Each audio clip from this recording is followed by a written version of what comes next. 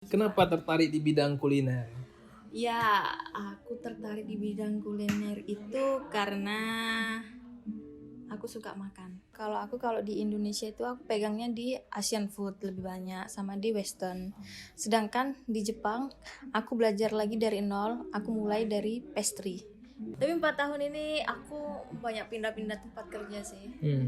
Ada di tempat ini bento. Tujuanku cuma satu, aku masuk perasaan itu pengen belajar masakan Jepang. Dari situ aku pindah ke namanya bakery. Lanjut lagi aku ke takoyaki. Wak, kembali lagi bersama Waban Treat. Sebelum kalian tonton episode ini, agak kalian subscribe dulu ya dan nyalakan loncengnya. Terus aku pindah ke mochi. Mochi itu ya, mochi ini aku beruntungnya di perusahaan mochi ini dia nggak menyediakan satu jenis mochi, jadi aku di mochi ini agak lama sih. Jadi 1 tahun ini kalau di Jepang kan ada 4 musim. Nah tiap musimnya dia ada mochi unggulannya masing-masing kayak gitu. Rasanya berbeda juga. Berbeda. Bukan cuma desainnya. Jadi memang kalau misalkan musim panas nih kan, ada namanya warabi mochi, ada tokoroteng kayak gitu-gitu. Terus ada juga kan namanya daifuku mochi itu kalau yang kita lihat itu ini mochi yang dalamnya kacang merah terus diisi sama buah-buahan kayak stroberi gitu kan. Nah, itu namanya daifuku mochi kayak gitu. Nah, terus dari mochi? Dari mochi aku pindah ke Rikuro, Onjisan. Oh, gitu cheesecake. Cheesecake. Itu cheesecake buat cake lah, keju ya. Iya, cheesecake. Tapi nggak di toko itu sendiri aku nggak cuma bikin cheesecake sih sebetulnya. Jadi ada dijual lagi namanya apple pie kah, saku pie kah, jadi macam-macam pie, macam-macam tart. Di situ juga kan kita terima pesanan ini untuk birthday tartnya juga. Tart juga. Jadi banyak ilmu-ilmu baru lah. Banyak ilmu-ilmu baru. Jadi aku belajar ngias kue itu dari situ, belajar mengadon segala macam dari situ. Sip. Kemudian Itu yang terakhir ini. Kobe beef. Daging sapi ya? Iya, daging sapi. Itu siapin apa makan berat lah itu ya. Makanan berat. Steak ya? Kalau ini hampir sama kayak teppanyaki gitu ya kan. Jadi kita siapin dagingnya, sayurannya kita masak depan tamu kayak gitu. Grogi nggak? Grogi kalau aku groginya kalau tamunya ganteng atau itu aku baru grogi. Soalnya kan dia kadang ada juga tamu yang sambil ngerekam videoin gitu kan. Aku biasanya agak grogi. Meskipun di Rikuro sering sih kayak gitu kan. Tapi karena rame-rame ya. Di Rikuro masih ada rame-rame kerjanya teman. bareng-bareng. Kalau ini kan sendiri dilihatin orang. Apalagi kalau tamunya ganteng kan aku jadi.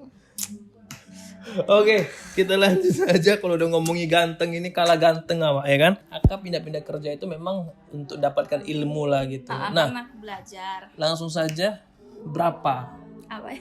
pendapatan? Kalau aku udah tahu lah ya kan. Mungkin teman-teman juga mau tahu berapa sih sebenarnya gaji khususnya di bidang kuliner lah di Jepang. Ya. Jadi aku dulu kerja ada yang pakai itu sesuai dengan skill juga lah di Iya, sesuai dengan skill. Jadi gaji itu macam-macam disesuaikan dengan skill masing-masing gitu.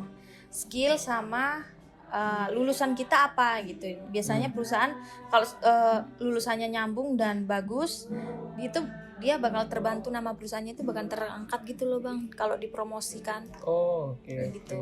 Nah, gajinya gimana tuh? Kalau gajinya mulai mungkin yang paling rendah lah. Paling rendah sekitar ini di rupiah kan?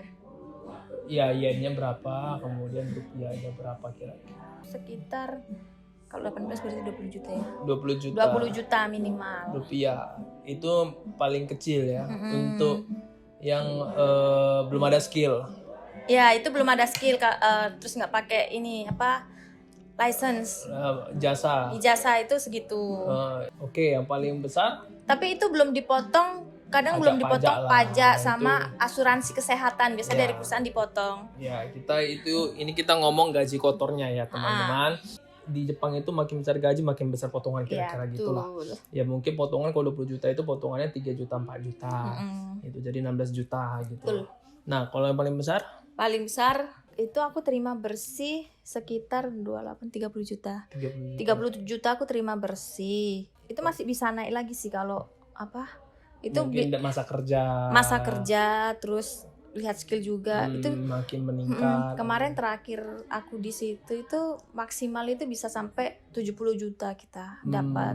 Itu jadi nanti kita per tahunnya naik kayak gitu. Iya. Berarti 33 juta itu kalau sudah punya skill ijazah ya.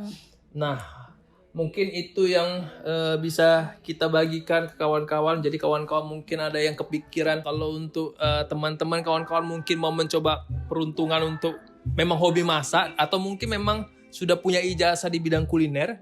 Ya, cara yang paling gampang adalah kalian datang ke Jepang dulu dengan menggunakan bisa belajar bahasa dulu, ambil kursus bahasa di sini langsung. Setelah itu bisa program 1 tahun atau 2 tahun, kemudian bisa cari kerja di bidang kuliner. Tapi mesti kuat bersaing dengan orang-orang Jepang di sini, gitu. Karena orang Jepang itu giat bekerja. 1 hari bisa kerja berapa jam?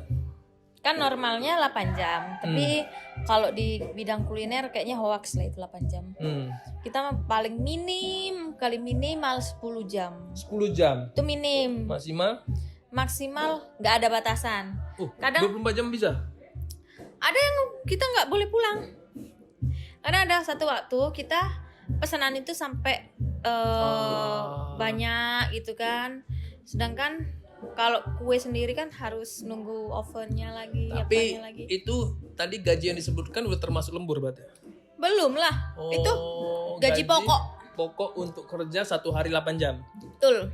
Jadi kalau misalnya lebih dari 8 jam ada lagi plus-plusannya per jam ya. Betul. Per jam. Jadi kalau lemburnya di atas jam 9 malam itu beda lagi kalau 25%. Iya, ditambah lagi 25% per jamnya. Per jam. Nah, tapi kalau udah di atas lagi jam 11 malam itu lemburnya ditambah lagi 50% kayak gitu. Ya. Jadi seperti yang kita sampaikan tadi, buat teman-teman kawan-kawan yang mau mencoba silakan, tapi harus strong ya, harus kuat dari jam kerja. Jadi selain itu juga harus disiplin ya, dan ya mengikuti aturan-aturan mereka lah. Karena kita kan nggak bisa kita kerja sambil duduk, kita harus berdiri terus. Waduh. Tapi ada istirahatnya ya? Ada istirahat 1 jam. 1 jam. 1 jam. Tapi kan kayak siang 1 jam, malam nanti kalau misalnya lembur 1 jam lagi. Nggak bisa 1 jam, pasti 30 menit. Oke. Ya, jadi begitulah yang sudah disampaikan oleh istriku, Akane Hayakawa, yang sudah bekerja di bidang kuliner kurang lebih 4 tahun di Jepang.